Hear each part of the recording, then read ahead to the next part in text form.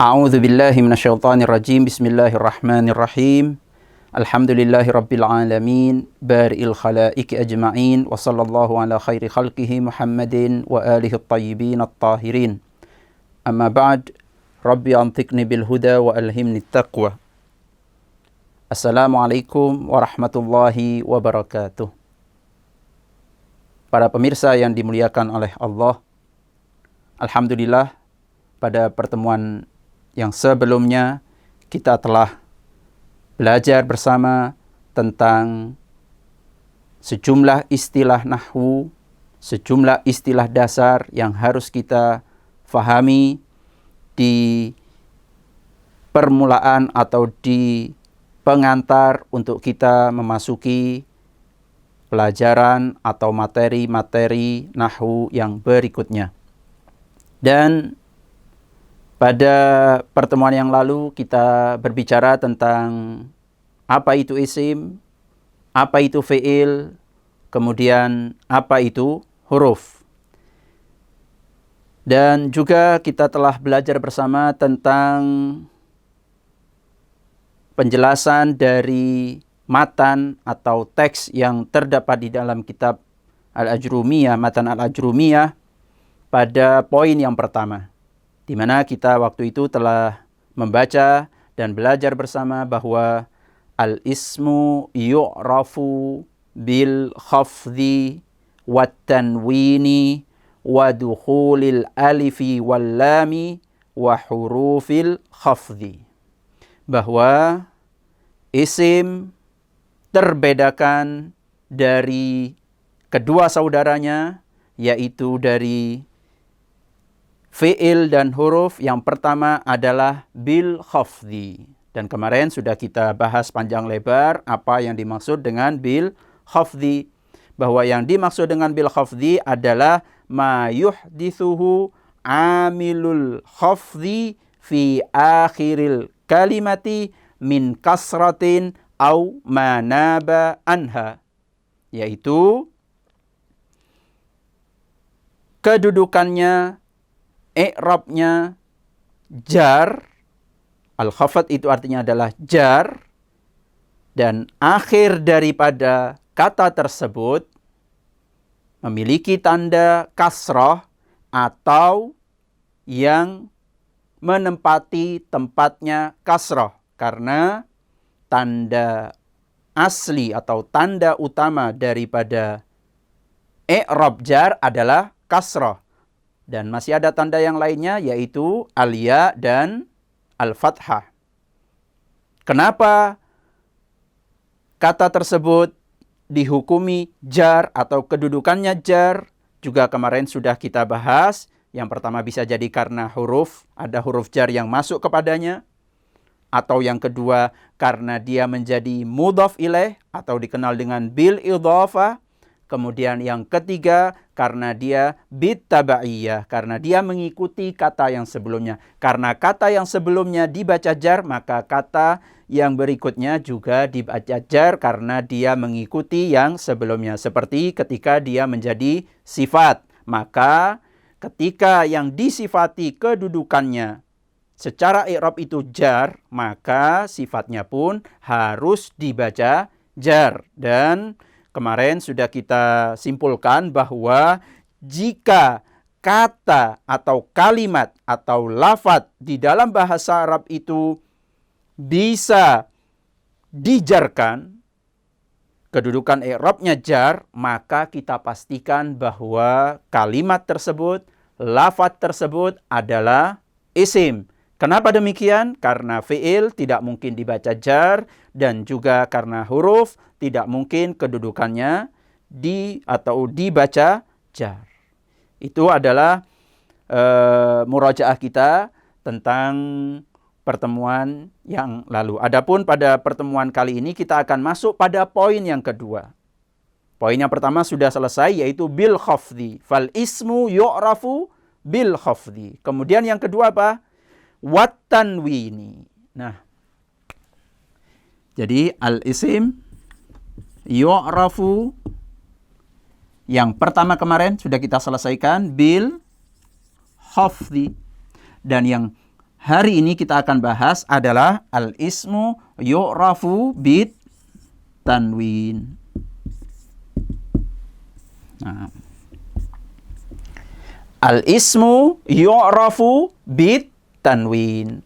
Tanda kedua yang dengannya kita akan dapat membedakan bahwa kata yang sedang kita lihat atau kata yang sedang kita sampaikan, kata yang sedang kita ucapkan itu adalah isim, fi'il, ataukah huruf adalah dengan cara kita melihat.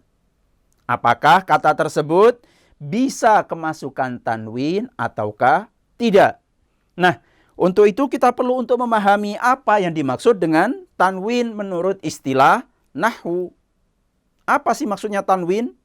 Tanwin di dalam istilah nahwu adalah nunun sakinatun. Nunun sakinatun.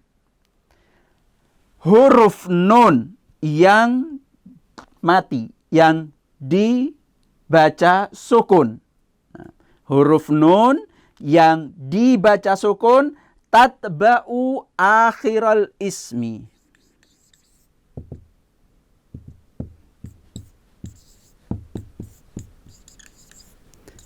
Tatba'u akhiral ismi lafdhan. Wa tufariquhu khattan. Apa yang dimaksud dengan tanwin dalam istilah nahwu? Yang dimaksud dengan tanwin yang ini merupakan tanda kedua untuk kita mengetahui bahwa kata yang kita sebutkan atau kata yang sedang kita lihat atau yang sedang kita baca itu adalah isim atau tidak adalah dengan tanwin. Dan apa yang dimaksud dengan tanwin? Tanwin adalah nunun sakinatun. Nun yang dibaca mati atau dengan disukun, tatba'u akhiral ismi. Dia terletak pada akhir kata. Dia terletak pada akhir kata. Jadi, kalau kita lihat kalimat lafdhan ini, maka kita tidak akan pernah menemukan yang namanya tanwin di bagian depan atau di bagian tengahnya. Tidak mungkin. Kita akan menemukan tanwin di mana? Kita akan menemukan tanwin ketika ia berada di akhir, huruf terakhir dari sebuah kata. Nggak mungkin ada tanwin berada di awal, nggak mungkin ada tanwin berada di tengah. Yang ada adalah tanwin selalu dia berada di huruf terakhir. Oleh karenanya, tatba'u akhiral ismi. Ya. Nun yang dibaca sukun dan masuk di akhir huruf dari lafadz isim. Lafdhan. Nah, wa tufariquhu khattan. Secara lafadz. Ya, secara lafadz. Secara lafadz dia dibaca wa tufariquhu khattan, namun berbeda di dalam tulisannya. Jadi hakikatnya tanwin adalah nun. Namun kita tidak akan pernah melihat nun tersebut secara tulisan. Kenapa berbeda? Ya, kenapa berbeda? Secara lafadz dia ada huruf nunnya, namun secara tulisan nun tersebut tidak nampak. Kenapa? Lil istighna'i anha bitikrari syaklati inda dhabti bil qalami. Kenapa nun ini sudah tidak lagi disebut? Kenapa nun ini kok tidak lagi nampak dalam tulisan? Karena nun ini sudah tidak lagi diperlukan untuk ditampakkan. Jadi nun ini sudah tidak lagi perlu untuk ditampakkan, melainkan cukup dengan mengulangi harokatnya saja. Mengulangi, mohon maaf, bukan mengurangi, tapi mengulangi harokat tersebut dengan cara ditulis. Nah, jadi apa yang dimaksud dengan tanwin? Tanwin itu adalah nun mati atau nun yang disukun, yang dia dapat dilafadzkan, dapat diucapkan, namun nun tersebut tidak boleh ditulis. Hanya cukup dengan mengulang. Ya, hanya cukup dengan mengulang, dengan menulis harokat tersebut. Diulang.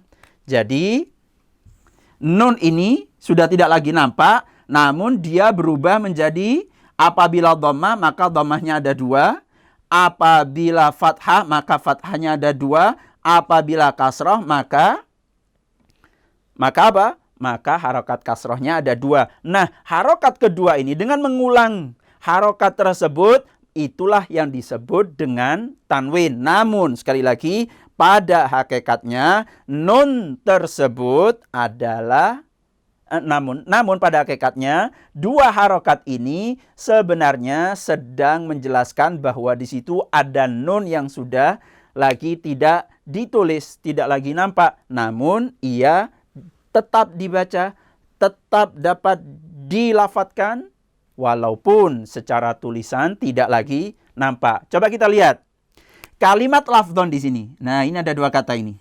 Kita bisa buat contoh dua kata ini. Lafdhon wa tufarikuhu khattan. Kalau kita lihat lafdhon, ini kemasukan tanwin. Lafdhon, ada tanwin di atasnya ini. Sebenarnya aslinya dan khattan, asli daripada dua kata ini, apabila kita melihat definisi ini, bahwa tanwin itu adalah nun yang dibaca sukun, maka sebenarnya kalimat lafdhon itu aslinya adalah seperti ini. Nah, lafdhon, khattan juga berarti tulisannya aslinya adalah seperti ini. Nah, namun di dalam bahasa Arab kita sudah tidak boleh lagi untuk menulis nun tersebut, cukup dengan kita mengulangi harokatnya. Kalau harokatnya dhammah, maka yang diulangi juga adalah harokatnya dhammah. Ditulis lagi dhammahnya. Kalau harokatnya fathah, ditulis lagi fathah di atasnya atau di bawahnya. Kemudian kalau kasroh, ditulis lagi harokat kasroh. Dan dua harokat tersebut itu mengisyaratkan atau menjelaskan ada huruf nun mati. Ini yang disebut dengan apa? Yang disebut dengan at-tanwin. Sekali lagi, tanda yang kedua dari isim adalah at-tanwin. Apa itu tanwin? Tanwin adalah nunun sakinatun tatba'u akhiral ismi lafdhan wa tufarikuhu khattan. Yaitu nun yang disukun, yang masuk pada akhir dari isim, dan ia secara lafaz dibaca, bisa dilafatkan, namun tidak pernah boleh untuk kita menulisnya. Ini definisi daripada tanwin. Nah, kenapa? Mungkin juga muncul pertanyaan, kenapa kok diberi nama tanwin? Ya, karena kalimat tanwin itu sendiri artinya adalah mengeluarkan suara nun di akhir kata. Jadi tanwin itu secara makna adalah mengeluarkan suara nun di akhir kata. Dari kalimat nawwana yunawwinu tanwinan. Ini adalah tanda yang kedua dari isim. Tanda yang kedua dari isim adalah tanwin. Dari dua kata ini kita melihat, maka kita bisa memastikan bahwa lafdhon dan khattan adalah isim. Pasti. Tidak mungkin tidak. Pasti dia adalah isim. Ya. Lafdhon dan khattan pasti adalah isim. Kenapa demikian? Karena dia bisa menerima tanwin. Dan untuk lebih jelasnya, saya akan coba menjelaskan tentang pembagian tanwin. Agar kita betul-betul memahami tanda yang kedua. Sebagaimana kemarin kita sudah berbicara panjang lebar tentang tanda yang pertama, yaitu al-khafdhu. Nah, ketika kita mengatakan al-ismu yu'rafu bitanwin, ternyata tanwin itu juga memiliki bagian. Nah, jadi at-tanwin itu memiliki 4 bagian. Sebenarnya banyak. Sebenarnya banyak sekali macam-macam tanwin atau bagian-bagian tanwin. Pembagiannya tanwin itu cukup banyak. Namun, ya, di antara semua tanda-tanda yang atau semua pembagian tanwin itu yang paling populer, yang dia merupakan tanda isim, itu ada 4. Nah, ada 4. Yang pertama disebut dengan tanwin at-tamkin. Kemudian, yang pertama. Kemudian yang kedua disebut dengan tanwin at-tankir. Kemudian yang ketiga disebut dengan tanwin al-muqabalah. Dan yang terakhir, yang keempat disebut dengan tanwin al-iwad. Nah, jadi ada 4 tanwin, yang mana 4 tanwin ini berkaitan erat dengan isim yang merupakan tanda. Jadi tanwin tamkin, tankir, muqabalah, dan iwad ini, kesemuanya ini juga merupakan bentuk tanda daripada isim. Dan kita akan bahas satu per satu. Dan insya Allah kita akan bahas pada pertemuan kali ini tentang apa itu tanwin tamkin. Dan jika memungkinkan kita akan lanjutkan apa itu tanwin tankir dan seterusnya. Namun saya akan fokus terlebih dahulu tentang apa itu yang dimaksud dengan tanwin tamkin. Ya. Tanwin tamkin saya hapus terlebih dahulu.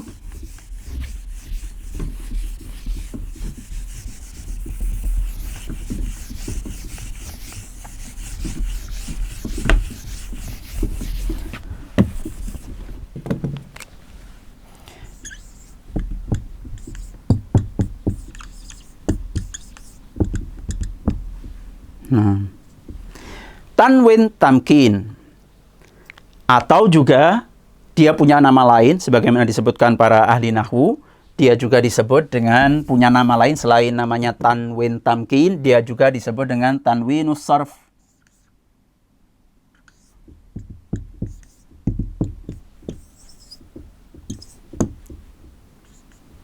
Juga disebut juga nama lain daripada tanwinus sarf juga disebut dengan tanwin al-amkaniyah.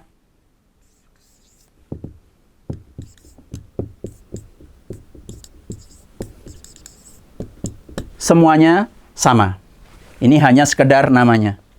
Jadi, nama yang paling populer disebut dengan tanwin tamkin, dan ada juga yang menyebutnya dengan nama lain, yaitu dengan tanwinus sarf, ada yang menyebutnya dengan tanwin al-amkaniyah. Apa yang dimaksud dengan tanwin tamkin? Sama. Nanti ketika kita memahami apa itu tanwin tamkin, maka itulah yang dimaksud dengan tanwinus sarf dan tanwinul amkaniyah. Apa itu?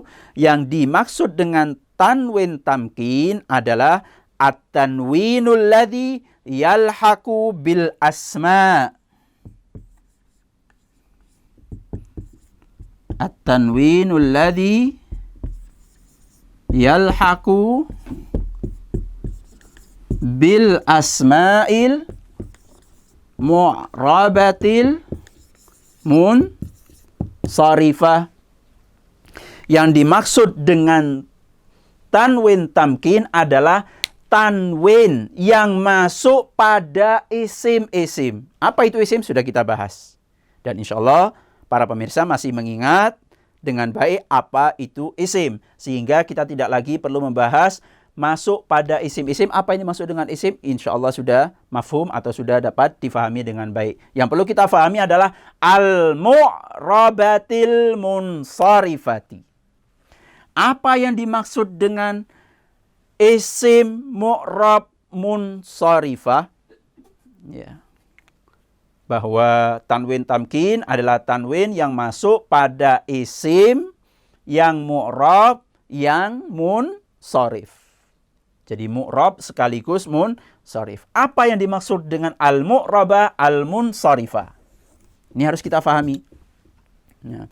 Yang dimaksud dengan al-mu'raf al-munsharif adalah ma yadkhuluhu tanwinu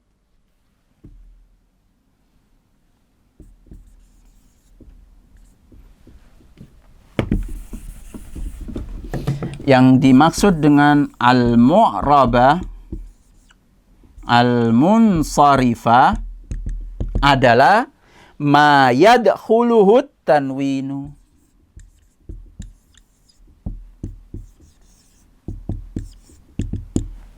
Ya. Wa tadharu fi akhirihi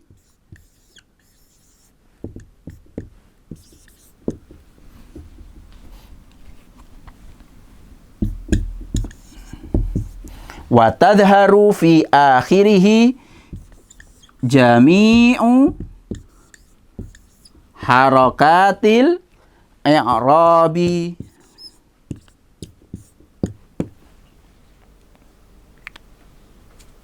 Apa yang dimaksud dengan isim yang mu'raf munsharif? Yang dimaksud dengan mu'raba munsharifah adalah yang tanwin bisa masuk kepadanya.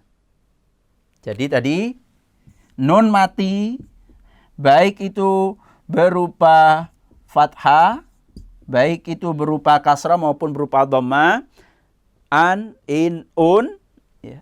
Apabila bisa masuk kepadanya tanwin, ketiganya ini bisa masuk ke dalamnya. Dan bukan hanya itu, di akhir dari hurufnya nampak seluruh harokat i'rabnya. Wa tadharu fi akhirihi jami'u harakatil i'rab. Dan nampak di akhir dari isim tersebut seluruh harokat-harokatnya ketika ia berada atau ketika ia di i'rab. Nanti tergantung i'rabnya. Apakah nanti dia rafa, apa itu rafa, apa itu nasab, apa itu jar, insyaallah nanti kita akan bahas. Berbeda harokatnya ketika dia nasab dan ketika dia jar. Contoh seperti ja'ana rajulun. Ja'ana rajulun alimun. Nah, kita lihat kalimat susunan ini telah datang kepada kita seorang yang alim. Telah datang kepada kita seorang yang alim. Kalau kita lihat di dalam susunan ini, manakah kata yang kemasukan tanwin? Yang kemasukan tanwin adalah rajulun dan alimun. Kemudian perlu diketahui bahwa di dalam i'rabnya bahwa kalimat rajulun ini menjadi fa'il, menjadi pelaku. Siapa yang datang? Lelaki itu. Ya. Alimun, makanya ia dibaca dengan dhamma, tanwin dhamma. Sementara kalau kalimat alimun, kenapa dibaca alimun? Karena dia menjadi sifat dari kata rajulun, mengikuti. Karena di sini dibaca rajulun, maka di sini dibaca alimun. Karena di sini pakai dhamma, maka yang di sini juga pakai dhamma. Berarti tanda atau harokat tanwin tersebut, ya, harokat tanwin tersebut nampak di akhirnya. Nampak tidak dhammahnya? Nampak. Nampak tidak dhammahnya? Nampak. Coba kita lihat contoh berikutnya. Bagaimanakah ketika nasab? Apakah juga nampak? Nah, saya melihat ra'aitu rajulan. Nah, kita lihat. Kalimat rajulun tadi sekarang berubah menjadi rajulan. Berikutnya, aliman. Saya melihat seorang yang alim. Kalau kita lihat dalam contoh ini, susunan ini, maka kita akan mengetahui manakah yang isim. Karena tanda isim adalah kata yang bisa menerima tanwin. Dan kita lihat di sini ada dua kata yang menerima tanwin. Apa saja? Rajulan dan aliman. Apa bedanya dengan yang pertama? Bedanya dengan yang pertama, susunan yang pertama, apabila susunan yang pertama menggunakan dhammah. Karena dia menjadi fa'il.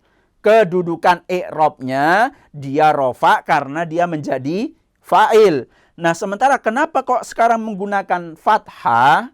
Karena dia menjadi maf'ul bih atau yang dikenai pekerjaan. Ra'aitu, saya melihat seorang lelaki yang alim. Kita lihat harokat harakatil i'rabi. Ini harokat yang pertama. Sejumlah harokat i'rab. Ini bentuk harokat yang pertama menggunakan dhammah. Rajulun alimun. Kemudian bentuk harokat yang kedua, rajulan aliman. Ya. Rajulan aliman, bentuk tanda yang kedua, tanda harokat yang kedua di dalam i'rab, yaitu ketika nasab menggunakan fathah. Kemudian kita lihat bentuk yang ketiga, marartu birajulin. Nah, kita lihat sekarang. Berubah lagi harokatnya. Birajulin alimin. Marartu birajulin alimin. Saya berjumpa dengan seorang yang alim. Sekarang kalimat ini, manakah yang isim? Dalam susunan ini, manakah yang isim? Yang isim adalah kata yang bisa menerima tanwin. Mana yang menerima tanwin? Kalimat rajul dan alim. Hanya saja harokatnya sekarang berbeda. Kenapa harokatnya berbeda? Karena i'rabnya berbeda. Masing-masing i'rab nanti punya tanda sendiri-sendiri. Dan insya Allah nanti kalau kita sudah sampai pembahasannya ke sana, kita akan bahas satu persatu dan lebih terperinci insya Allah. Nah, ja'ana rajulun alimun. Ketika i'rabnya rofa, harokat i'rab rofanya nampak. Berikutnya, ra'aitu rajulan aliman. Harokat i'rab nasabnya juga nampak. Berikutnya, marartu birajulin alimin. Harokat i'rab nasab. Harokat i'rab jarnya juga nampak. Dari sini kita dapat memahami apa yang dimaksud dengan tanwin tamkin. Bahwa yang dimaksud dengan tanwin tamkin adalah tanwin yang masuk pada isim-isim yang dia bisa di-i'rab, memiliki kedudukan di dalam i'rab dan juga nampak tanwinnya. Ya, al-munsharifah bisa ditanwin, nampak tanwinnya dan juga harokat atau tanda dari i'rabnya nampak dengan jelas. Tidak ada yang tersembunyi. Nah, berbeda dengan kalimat nanti seperti kalimat Ibrahim, ya, atau seperti kalimat Yusuf. Dua kata ini dan masih banyak lagi kata-kata yang lainnya itu tidak bisa ditanwin meskipun kata tersebut adalah mu'rab. Nah, jadi bukan hanya sekedar mu'rab, namun juga harus munsharif. Ini yang dimaksud dengan tanwin tamkin. Demikian pertemuan kita pada kesempatan kali ini. Semoga dapat difahami dan insya Allah kita akan lanjutkan pada pertemuan yang akan datang tentang apa? Tentang bagian yang kedua dari tanwin. Tanwin yang pertama disebut dengan tanwinut tamkin. Semoga dapat difahami. Wabillahi taufiq wal hidayah, thumma ridha wal inayah. Ghafarallahu lana walakum. Wassalamualaikum warahmatullahi wabarakatuh.